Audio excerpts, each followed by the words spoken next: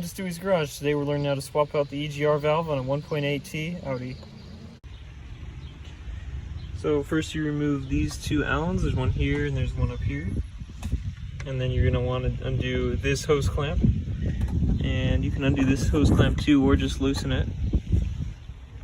Then you can remove that pipe from out of the way. Next we're just going to want to undo that Allen, that hose clamp, and this heat shield back here as well is going to come off too. There's a couple little bolts in there. So actually I'd recommend removing the heat shield first. It's just going to be a bunch of little 8s, and then the heat shield should come right out. You can see there's 4 of them. Now we can get this pipe out. You're also going to have to undo this hose clamp here on the end. We got this pipe out of the way. Now we got room to work, so we got the heat shield off, and there's the EGR right back there. I don't know if you can see it, but right underneath there's you can see one of the bolts kind of.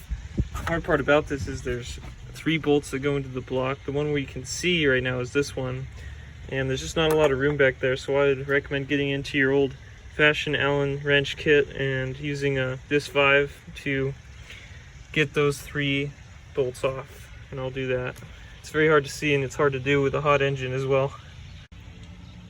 Alright, so now the EGR is dismounted and it's still connected with that vacuum line, so we'll take that one off and then it'll be free.